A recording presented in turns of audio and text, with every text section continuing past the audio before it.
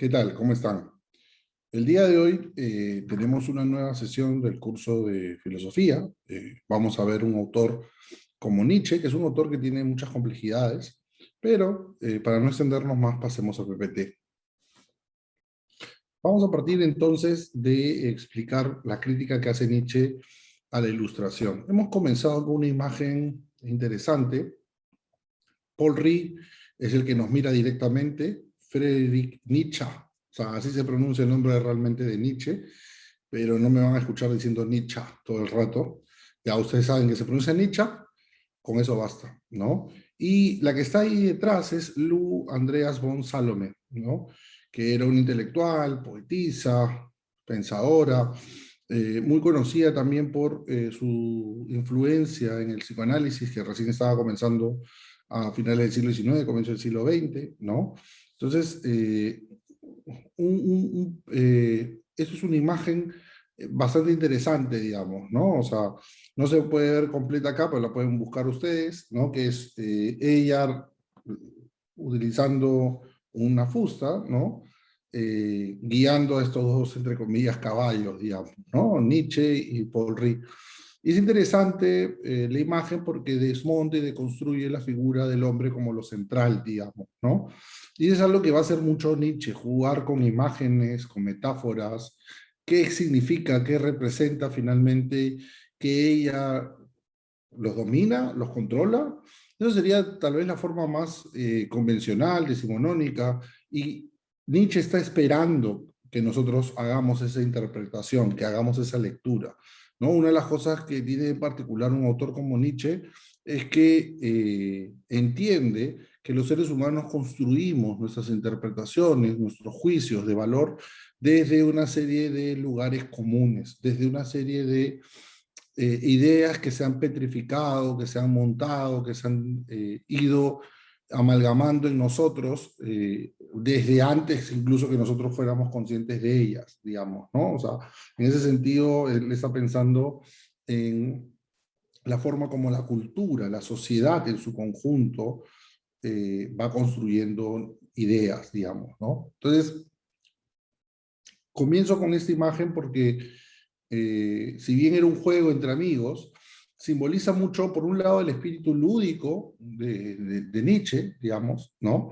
Allende que hay todo un tema de también que se podría llamar la chismografía, ¿no? Si Nietzsche fue correspondido en su amor hacia Lu Andreas von Salomé o no, si esto era un...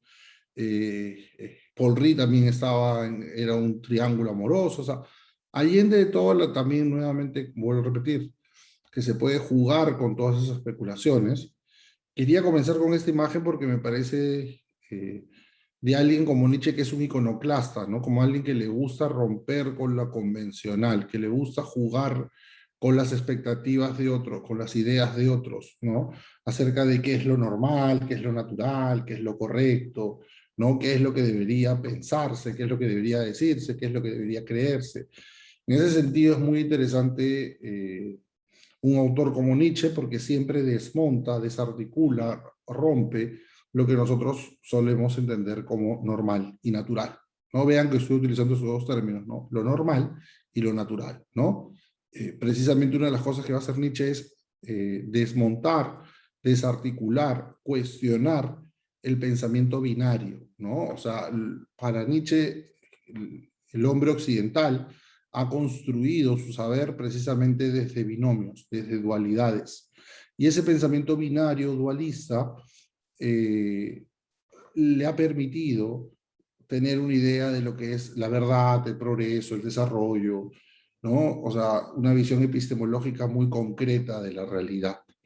Entonces, ¿por qué comenzamos diciendo de que Nietzsche es una crítica de la ilustración? Porque Nietzsche va a desmontar precisamente muchas de las ideas que la modernidad había logrado encumbrar, había logrado colocar, ¿no? Como ya hemos visto en clases, la ilustración eh, implica un paso central a la razón, ¿no? El hombre se ve a sí mismo como el artífice de su porvenir, ¿no? Se deja de lado la idea de Dios, eh, pero todavía sigue siendo importante la figura del destino, ¿no? Precisamente Nietzsche va a cuestionar y criticar sobremanera la Ilustración, porque es en este periodo en que se va a entronar la figura de la razón humana, ¿no? La razón como la capacidad que coloca al hombre por encima de otras especies y que le da a su vida un valor intrínseco, ¿no? Un valor además superior a otras formas de vida. Y esto es algo con lo que Nietzsche va a cuestionar y luchar mucho, ¿no? Precisamente esta idea de pensar al ser humano como superior a otros, ¿no? Como mejor a otros, como más valioso que otros, como más importante que otros, ¿no? Por otro lado, hay que pensar que luego de la Ilustración son las promesas no desarrolladas de la Ilustración. O sea, piensen, el siglo XIX, luego de la Revolución Francesa, va a ir generando una serie de expectativas que no se van a lograr concretar.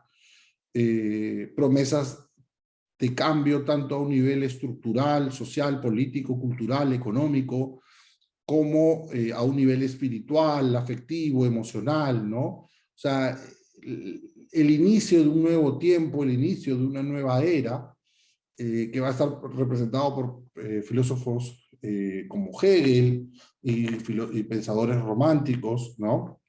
Fichte,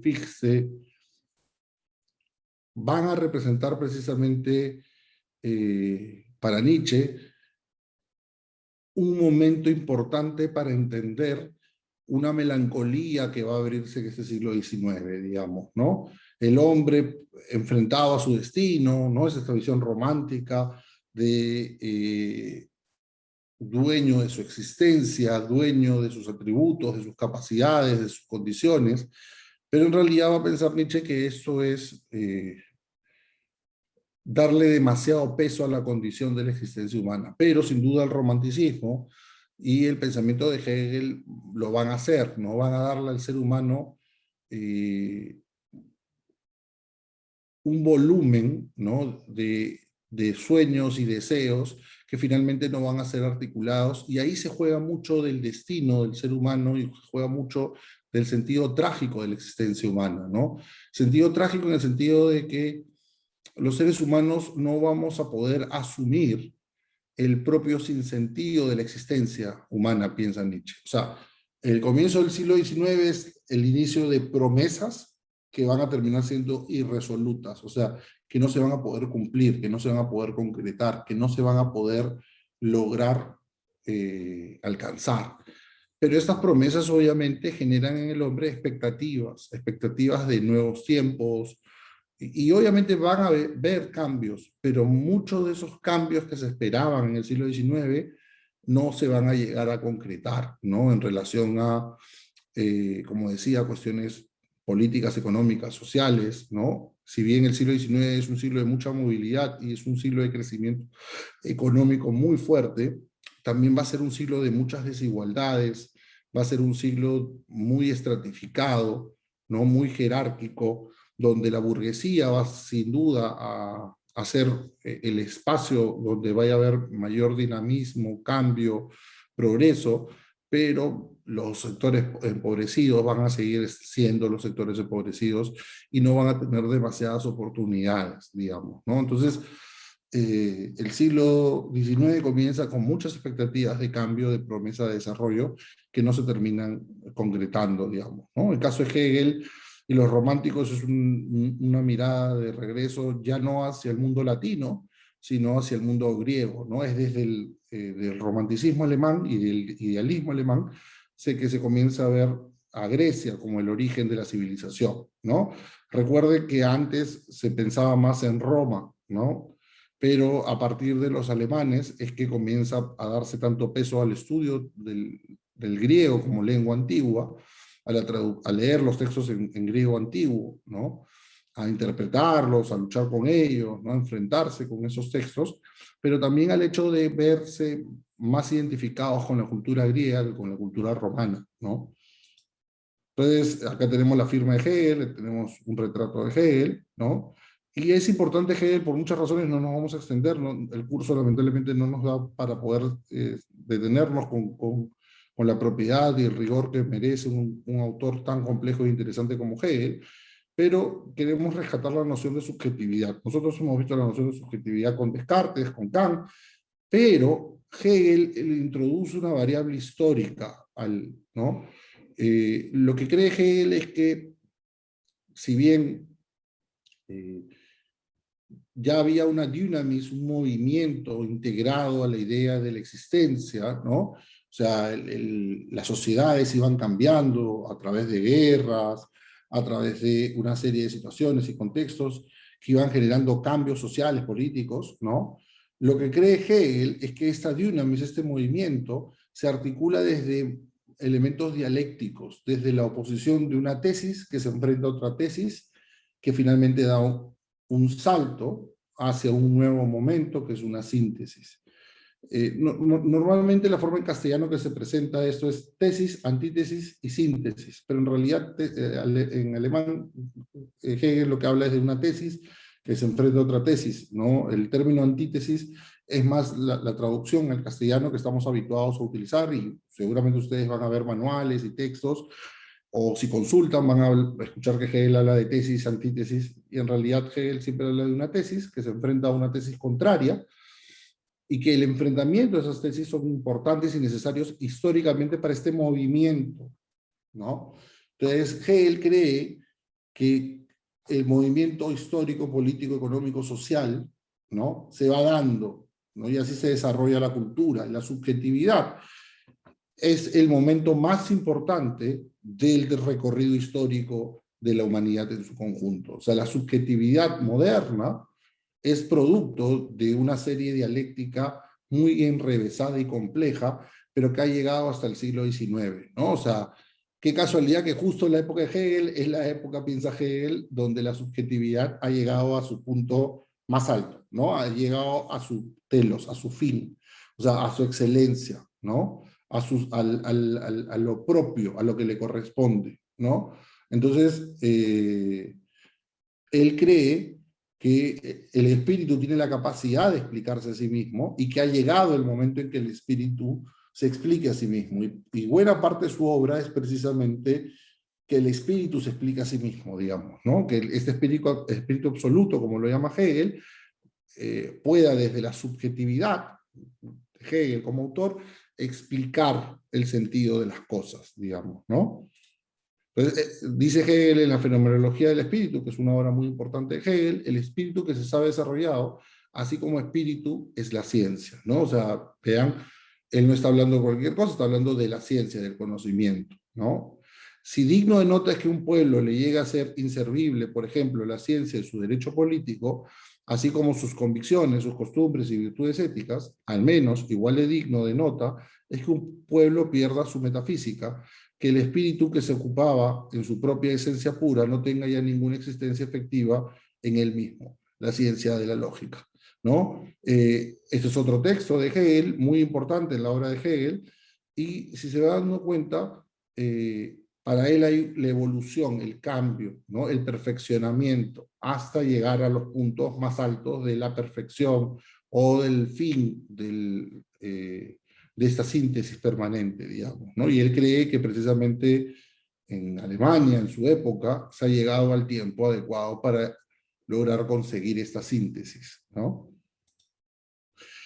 Ahora, un autor que va a cuestionar el pensamiento de Hegel va a ser Søren Kierkegaard. No lo vamos a ver tampoco con la extensión que merecería, pero me parece importante porque Kierkegaard logra precisamente cuestionar un aspecto de la subjetividad hegeliana, ¿no? Importante. Claro, Hegel tiene toda esta mirada de la subjetividad como el desarrollo histórico de un devenir permanente de tesis contra tesis que se enfrentan y que hay esta síntesis que es una superación, una Aufgebung, le llama Hegel, ¿no? Esta Aufgebung, esa superación de cada uno de estos momentos, logran articularse en nuevos tiempos, ¿no? Pero esa visión de la subjetividad hegeliana siempre es una subjetividad estructurada, una subjetividad que no se articula en individuos o personas concretas. Ojo, no hay que confundirse con el hecho que Hegel cree que hay figuras históricas, como el caso de Napoleón, que son la síntesis de momentos y de tiempos, ¿no? Entonces uno diría, a ver, profesor, ahí está, en esa subjetividad se sintetiza todo. Pero lo que está pensando Kierkegaard es qué pasa con el hombre concreto, ¿no? Como que Hegel no habla del hombre concreto, y es cierto, a Hegel no le interesa el hombre concreto de a pie, ¿no? Él está pensando en las grandes estructuras que movilizan el pensamiento, la historia, el devenir cultural, político, social, ¿no? Entonces nos dice Kierkegaard, enfrentándose a Hegel, sin duda, el hombre es una síntesis de infinito y finito, de temporal y eterno, de libertad y necesidad. En resumen, una síntesis. Una síntesis es la relación de dos términos. Depende de este punto de vista, el yo todavía no existe. Esto es de la enfermedad mortal, que es un texto de Kierkegaard, y como ven, Kierkegaard le dice a Hegel, tienes la razón, pero estás equivocado, ¿no? Es algo que también hemos visto muy común en la filosofía, ¿no? Tienes razón, pero, ¿no? Lo que le está diciendo es cierto.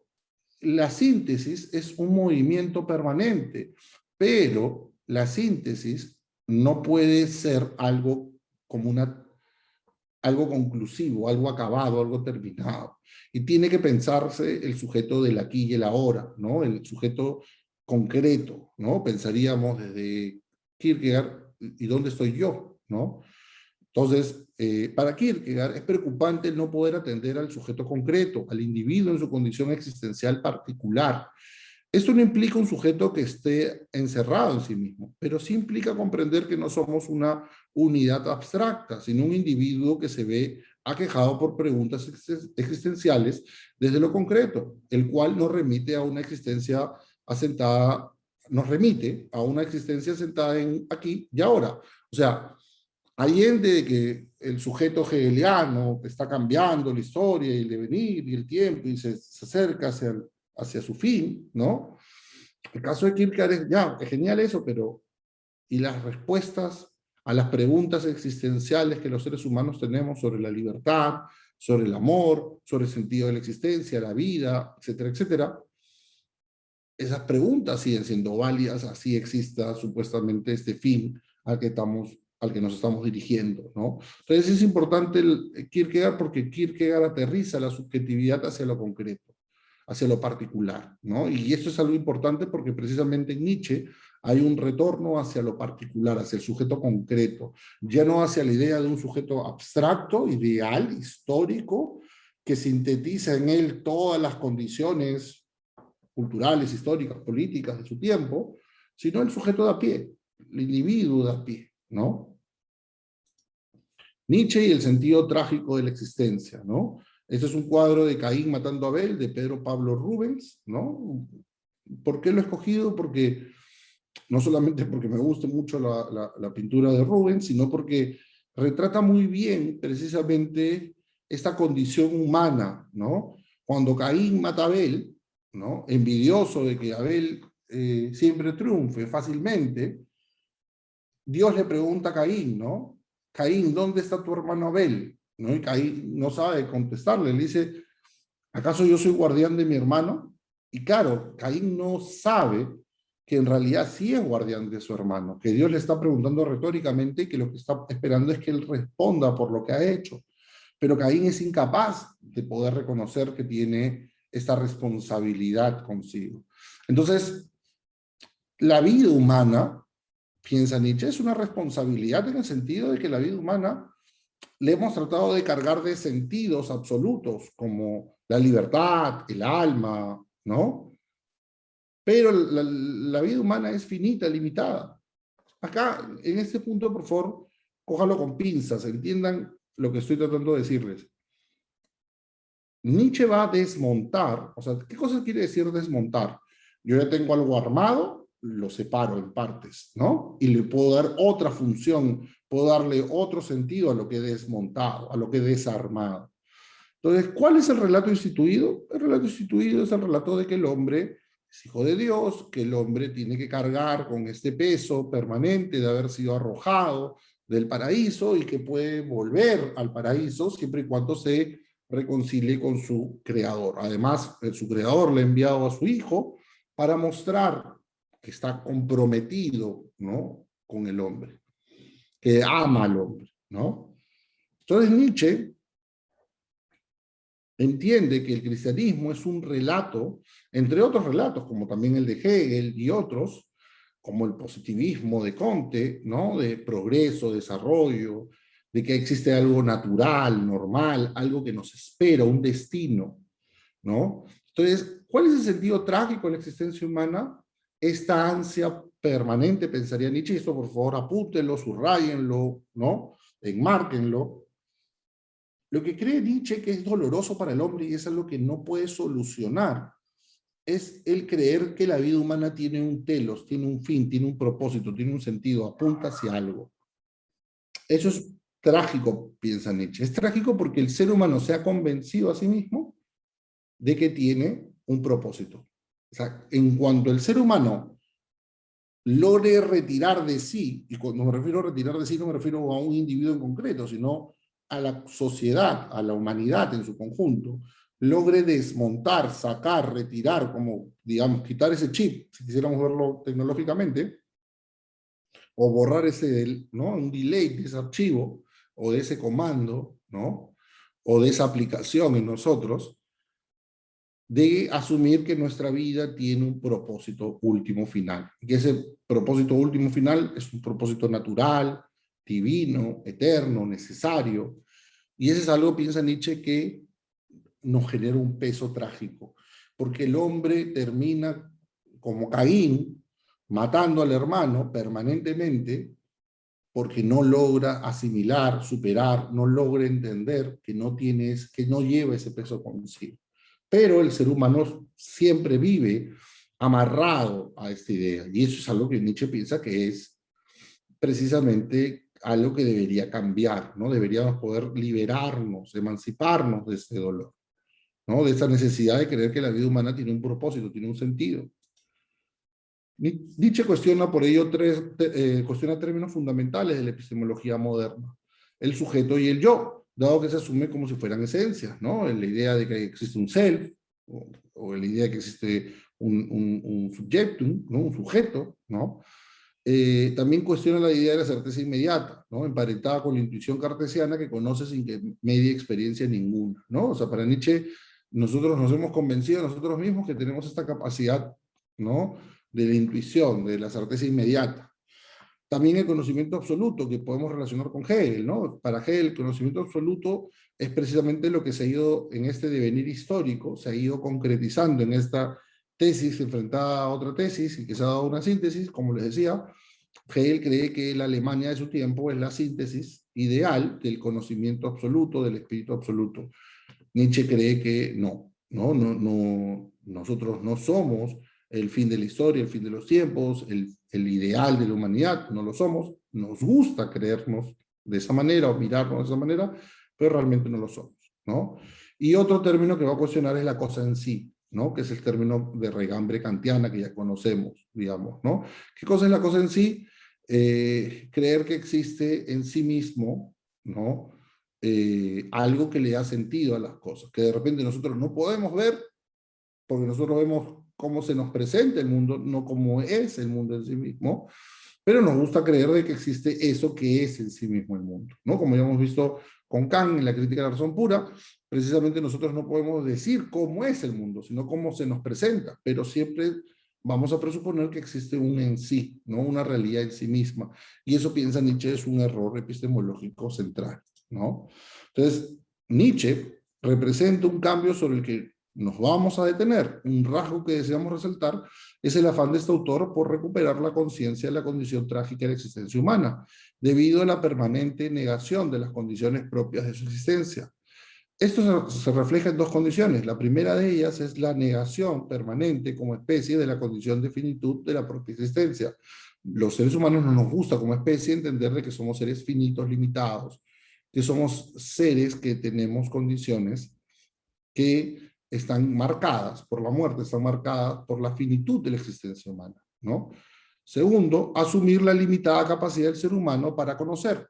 Ambas dimensiones, el ser humano las rehúye y evade, asumiendo más bien que tenemos como especie una condición que nos diferencia a un nivel ontológico y existencial de otras especies. O sea, Nietzsche considera que es un error fundamental, pero es un error que caracteriza a la especie humana, y en ese sentido es trágico, de creernos que tenemos una condición superior a otras especies, que existimos de un modo en que otras especies no existen. Existimos de una manera que nos da un nivel superior, ¿no? ¿Por qué? Porque tenemos la razón en el sentido del intelecto, o porque somos hijos de Dios, ¿no? Y tenemos un propósito, como pensaría Hegel, ¿no? Apuntamos hacia algo.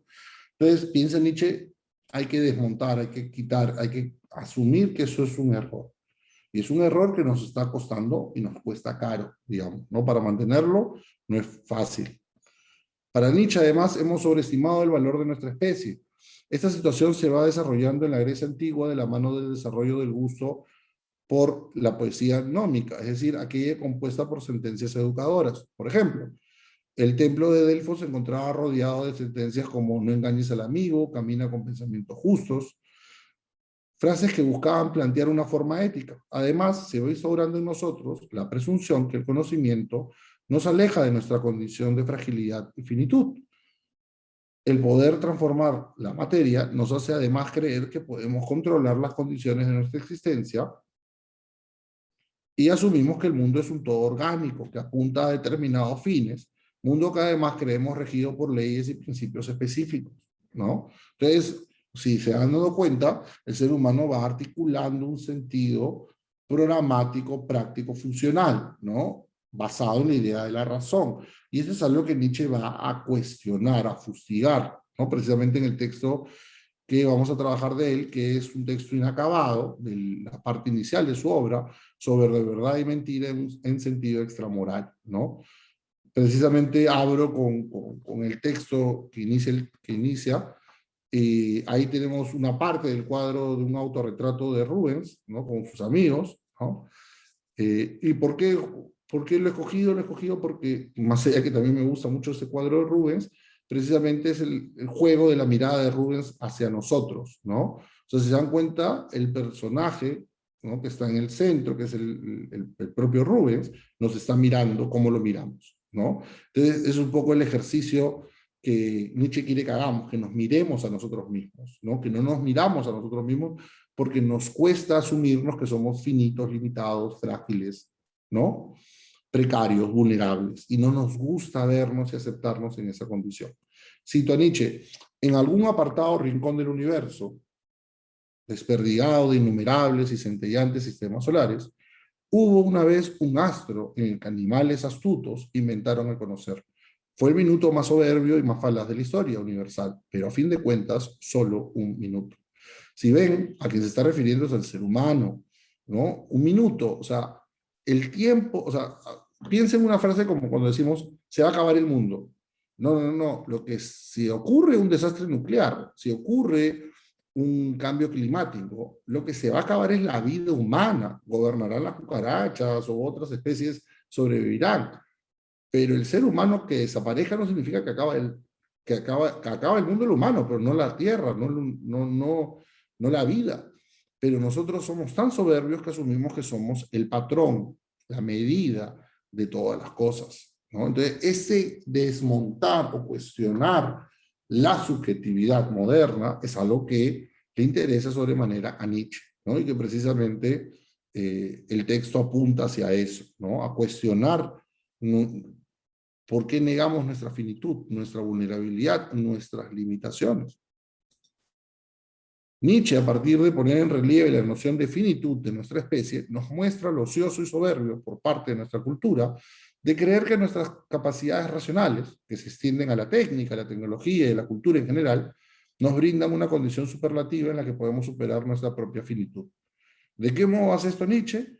Poniendo en jaque al binomio saber-poder, ¿no? O sea, si yo sé, tengo el poder o la capacidad de poder hacer cosas, ¿no? O sea, como la modernidad lo que trajo, acuérdense, es no solamente la capacidad teórica, sino la capacidad técnica funcional. O sea, esto es, el conocimiento se basa en la capacidad de poder articular instrumentos de medición o artefactos, componentes, motores, ¿no? Una serie de medios que permitan potenciar la capacidad del ser humano y llevarla a otro nivel, ¿no? Entonces, la modernidad va a ir trayendo precisamente que la incapacidad o límite humano se pueda dar vuelta, ¿no? Oye, ¿por qué? Porque las máquinas, ¿no? Piensen en la medida, ¿no? 300 caballos de fuerza.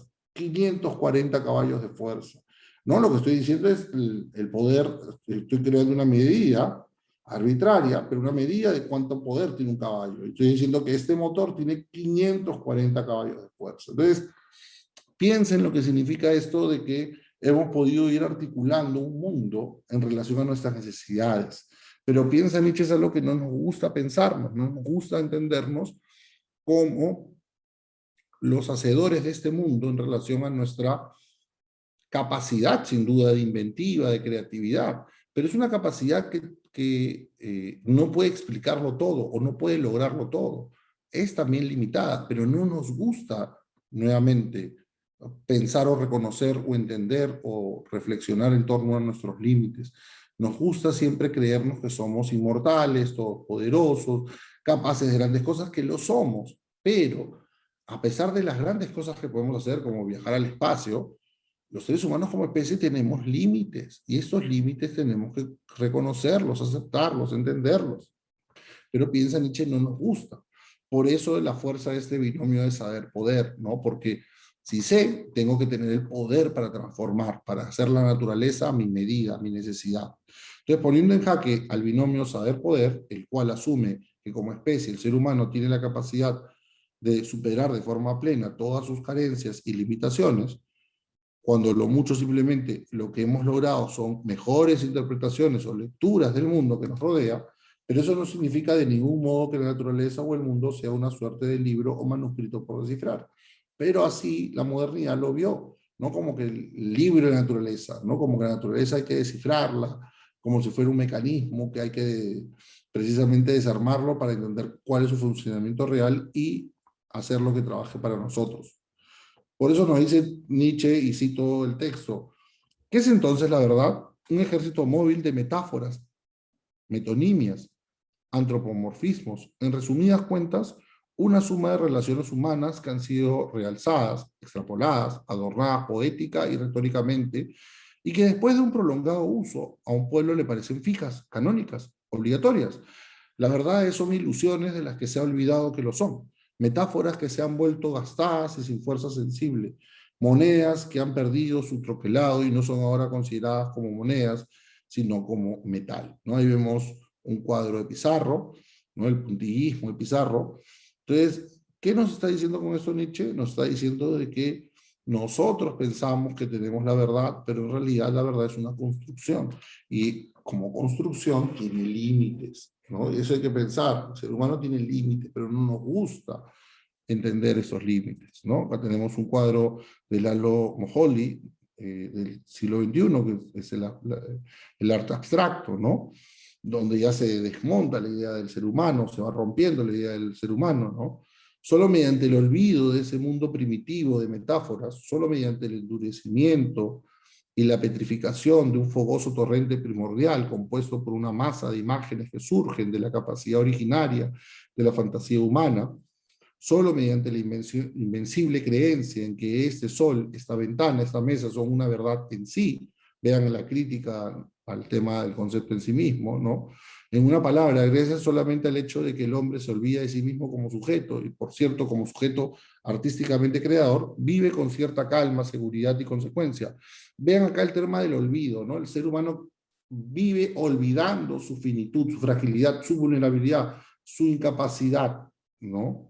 O sea, prefiere creerse el ser humano que tiene capacidad para hacerlo todo, cuando en realidad no la tiene. Pero nos cuesta negar esa capacidad, ¿no? Asumir nuestra finitud. Nos cuesta mucho, ¿no?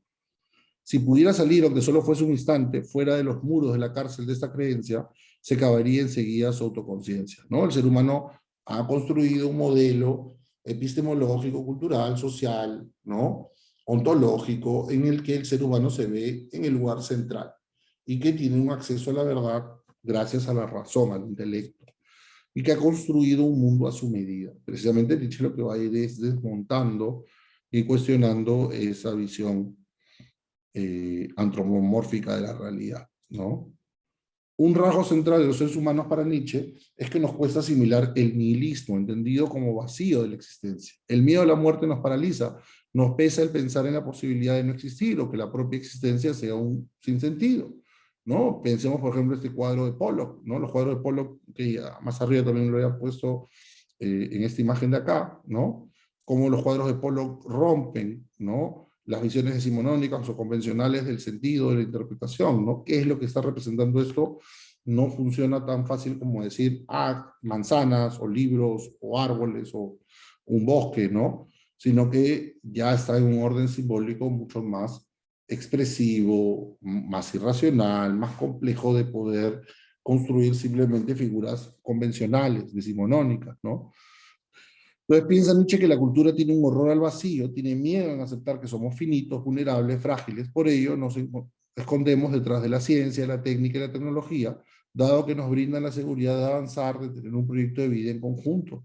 En cambio, el nihilismo ya no debería verse de forma negativa, sino de forma positiva, podría verse como una oportunidad, como una posibilidad. Ahí donde nada tiene un sentido absoluto, todo está por hacerse, ¿no? Ahí donde no hay una interpretación última de lo que es un cuadro de Pollock, siempre nos va a invitar a poder verlo de una manera diferente. Y eso es algo que creo que deberíamos comprender, ¿no? Que la interpretación demanda y exige una interpelación, que el sujeto se sienta llamado a hacer. Pero es más fácil imaginarnos o entendernos como ya situados, como ya colocados, ¿no? Como esto es así y esto funciona de esta manera y esto se debe entender de esta otra, y nos cuesta asimilar precisamente ese devenir de la propia existencia, ¿no?